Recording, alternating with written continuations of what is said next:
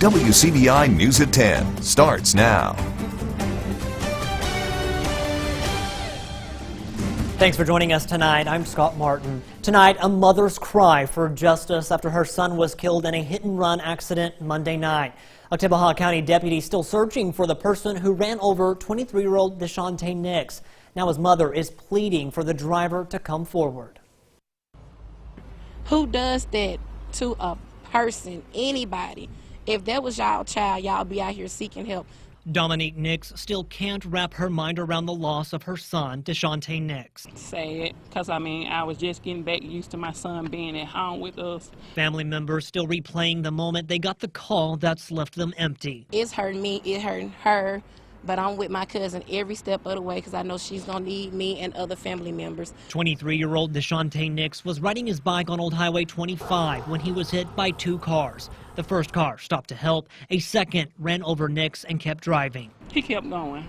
So he don't have a heart. He don't have a heart. The Oktibbeha County Sheriff's Office released this video of a person of interest. Deputies say a man driving a yellow Scion was spotted at a nearby gas station moments after the crash. Deshonte's family says they want the man in jail. We want justice. We want just every yellow car, sport car that we see, I'm turning around to see if that's the car. We want justice. Leaning on each other for support, the family says the closure they need is for the driver to turn himself in. I just want justice for my son. I'm going to miss my son.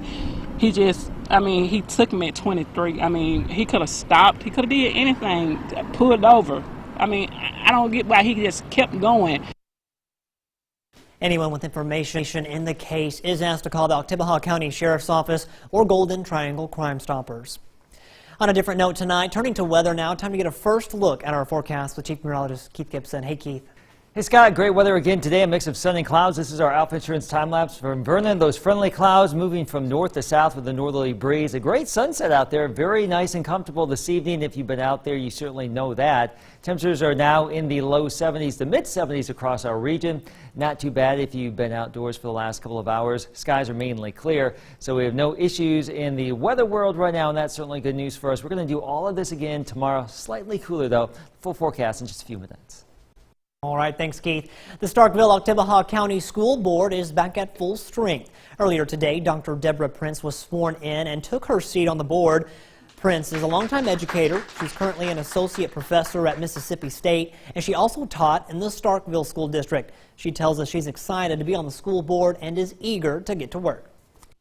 I want to hear from people across all sectors of our community. Another thing I bring to the table is a background in educational research and measuring what really matters and helping children to progress and perform better no matter where they're performing now. So it's all about measuring what matters. Dr. Prince was elected to the position in a unanimous vote by the Starkville Board of Aldermen at last week's meeting. Macon closes the doors to its Main Street Association, and Houston is opening more doors to downtown growth. For Louisville, Main Street is the heartbeat of the city and showcases successful growth. Our Dory Talley goes to Louisville to find out more about the success behind the town's downtown. When you drive through the heart of Louisville, window after window is decorated with merchandise. And every building downtown is filled with a variety of businesses. When they ride down and they see every building's full, it's great for your city, it's great for your town, it's great for your county, because that's the heart of your community. And you want it to be active and vibrant, and that attracts people to your community. A combination of economic and community development is a big reason for the success of Main Street. Merchants who are dedicated to our community. We have many businesses that have been on Main Street 20, 30, 40, 50, up to 80 years. And we also have a wonderful community who sees the importance of a vibrant Main Street, meaning that they shop in town, they want to shop with the people that support our community. Stephanie Shenanigans is one of those Main Street mainstays. The owner may have been raised in Florida, but Mississippi is where her heart is and where she got serious with an Ole Miss football player who became her husband. The couple planted their roots in Louisville around 30 years ago. One of the fellas that Tim played football with at Ole Miss was from here. He used to come home and visit with him some, and they went into business together.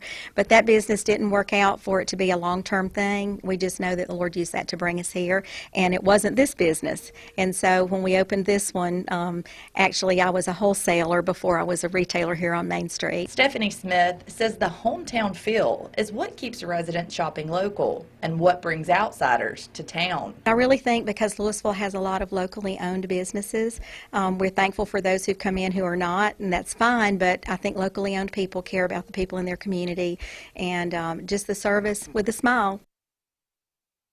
Amy Hillier says promotions also help attract people to Main Street. Louisville is having one next week called Girls Night in the Moonlight, which is an after-hours event for guests to shop and get a discount in participating stores. 6 p.m. we incorrectly identified Kimrettle Dotson as being associated with Murphy's Funeral Home in Ware. When he allegedly misused pre-need premiums, Dotson did operate from the same building as Dotson Funeral Home at the time. Murphy's Funeral Home is the new business which purchased the property and is in no way connected to Dotson. Sunny clouds tomorrow, a little bit breezier, not too bad though, still in the 80s. Your weekend forecast is coming up next. Your first alert forecast with Chief Meteorologist Keith Gibson. Nice mix of sun and clouds today. The clouds going from north to south. We've had a northerly breeze develop today. A cold front's moved on through. A pretty nice sunset in Columbus and everywhere else here this evening. We fly back on into the deep south. We've got warm temperatures here. I mean warm for this time of year. Low in mid-70s, still 79 in Nashville, still 81 in Shreveport. Contrast that to Oklahoma City, 62. It's just teasing us. This fall-like air back to the northwest is not really coming our way, although we are going to be a little bit cooler for the next few days, not as hot. But there's some really good fall chill going on from Albuquerque up through the Rockies into Canada. You can see the greens and blues right there. So very comfortable, not too far away, but we have this dividing line up front that is moving through, but the air is going to modify as it continues moving southward. So yes, it's going to be a little bit cooler, but not drastically cooler. That transition giving rise to some rain showers here across the high plains, Oklahoma City down through Dallas and Austin, all the way down to deep south Texas. For us, look at this. Rain chances 0 across the board, the big fat goose egg. We are looking at some dry conditions around here. Bad news if you're looking for moisture. Good news if you like the sunshine. This is very similar to what we had last September and early October with that drought that developed, just day after day of dry air, and that's setting up right now. 67 degrees, mainly clear, still mild tonight relative to the average. So widespread 60s here, overall quiet. Get out there later on this evening, and you may need a light jacket early in the morning, but we will quickly be warming back into the low 80s by noon, 85 in the 4 o'clock time frame. Some of you may be a little bit cooler, like Tupelo 83, perhaps the low 90s closer to I-20 and 59, but those northerly breezes ushering in some slightly lower humidity, a little bit cooler temperatures, but still warm relative to the time of year. Our weather will be dominated by an area of high pressure up here across the Great Lakes as we go throughout the course of the weekend, and that will just continue to drive some dry air from the northeast our way as we go through time. So we don't really envision a lot of cloud cover, no chance of rain, and just some slightly cooler temperatures going forward. Still 2 hurricanes in the Atlantic. There's Maria pulling away from the United States. There's Lee, very strong out there across the central Atlantic, but these systems will continue moving back across the northern Atlantic, so no more threats to land with those 2 systems, and certainly no threat to the United States going forward. So here's our 70 forecast, 85 tomorrow, lower 80s Friday, Saturday, and Sunday. A little bit cooler at night too, so that's always welcome. You may want to open up the windows, but back into the mid-80s next week. An East Webster football player who's been getting a lot of local attention draws a national award. Robbie fills us in a little later in sports. The National Coalition Against Domestic Violence reports that 20 people are physically abused by an intimate partner every minute in the U.S. That's about 10 million people a year. We learned to see the warning signs in tonight's Health Talk with Baptist. Hello, I'm Rebecca Kimbrough, a licensed professional counselor at Baptist Behavioral Health Care in Columbus. Tonight, I want to talk with you about who is affected by domestic violence. Domestic violence does not discriminate based on age, income, education level, race, sexuality, gender, nationality, or religion. It occurs in both opposite and same-sex relationships and affects both women and men, whether legally married, living together, or in a dating relationship. Domestic violence even occurs between parents and adult children, where either the parent or the adult child is the aggressor. Exposure to domestic violence frequently causes emotional, social, and physical problems for children or other family involved, and can lead to a cycle of continued violence in family units that can last for generations. Children raised in homes where abuse occurs are more likely to become abusers or victims later in life. Family, friends, and co-workers of individuals exposed to or experiencing domestic violence frequently require support in the community as they attempt to seek help for victims. Signs someone may be experiencing domestic violence include, but are not limited to, sadness or depression, withdrawal from family and friends, fear of upsetting or angering their partner, anxiety or nervousness in the abuser's presence, difficulty making decisions alone, dependency on a significant other, frequent intrusive calls and text messages from a partner, avoiding eye contact and conversations in public, apologizing frequently without an apparent reason, constant fear for children's safety, missing work or school frequently, defensiveness or irritability when questioned, limited access to communication or transportation, and wearing clothing or accessories that hide the face, arms, and legs, even indoors or out of season. Join us next time for Health Talk with Baptist, when we will discuss how to help victims of domestic violence. Mail your topic suggestions to healthtalk@wcbi.com. Health Talk has been brought to you by Baptist Memorial Hospital Golden Triangle. Baptist Golden Triangle will host a Learn at Lunch program Wednesday, October 4th, focusing on recognizing domestic violence and getting help for victims. Coming up, our Student Athlete of the Week profiles a star quarterback at Baldwin. Our story on Bearcat senior John Swinney next in sports.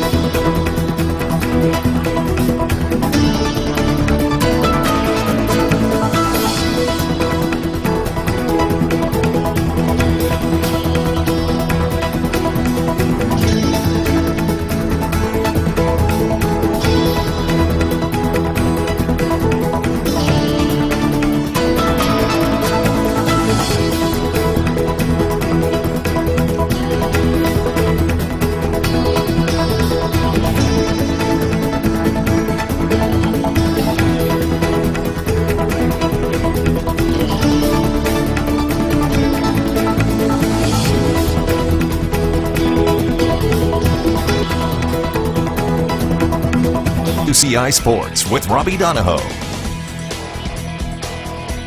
Fallout from the FBI's investigation into college basketball continues as the University of Alabama announced on Wednesday evening that Director of Basketball Operations Kobe Baker has resigned. Now, AD Greg Byrne revealed the news in a statement saying the department had done an internal review of their men's basketball operations and accepted the resignation of Baker. Now, ironically, before joining head coach Avery Johnson at Alabama, Baker was the Assistant Director of Enforcement at the NCAA. You just can't make this stuff up, and we'll continue to follow everything that's going down with this whole FBI story into the NCAA for the days, weeks, and months to come. Let's go to happier stories. Our Student Athlete of the Week takes us to Baldwin tonight as the Bearcats football team eager to return to the field this Friday when they host Strayhorn for their first division contest of the season. And they're led by a rising star quarterback who's a leader on the field and in the classroom. Jonathan Flippo has more.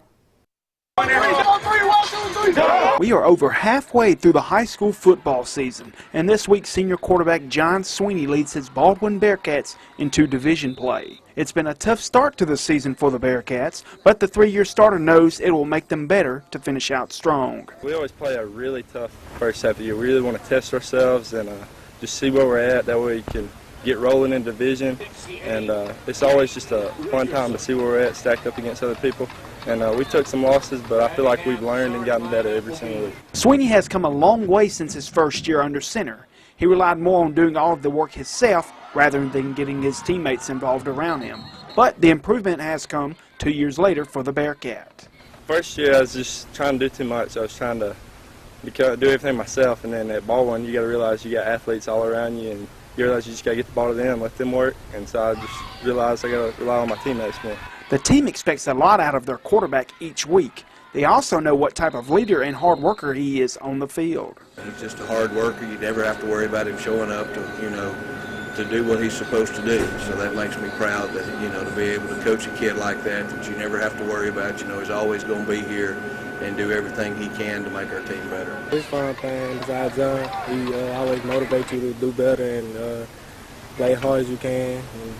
And, he's a good player. Sweeney plans to attend college following his high school career at Baldwin, but being remembered is most special to him. Everyone wants to leave with the state championship, but I just want to leave just showing these guys how to play the game right, how we work hard, we get after it, and just you gotta love the game of football, and that's just something I love, and that's something this town loves. The Bearcats look to end a 2-game losing streak as they host Strayhorn on Friday. Reporting in Baldwin, Jonathan Flippo, WCBI Sports. WCBI Student Athlete of the Week with Jonathan Flippo is brought to you by C Spire Wireless. Hey, speaking of Star Student Athlete of the Week, this guy right here was honored as our WCBI Student Athlete of the Week a few weeks back, but now he's going national. East Webster senior student athlete Charlie Brand getting it done in multiple sports and multiple classes. Because of that, he was honored with the National Max Preps Athlete of the Month Award at a special ceremony today at East Webster High. Max Preps and the United States Marine Corps and former NBA star Raja Bell in attendance to award Charlie Brand with the Athlete of the Month Award and a special Letterman's jacket. The three-sport star recognized for his work on the practice field, on the court, but also with his talents in the classroom. He boasts a 4.0 GPA, involved in multiple clubs and organizations at East Webster and in the community. Charlie football continues to inspire others to be at their best. He's honored and thanks those who have helped him to where he is today.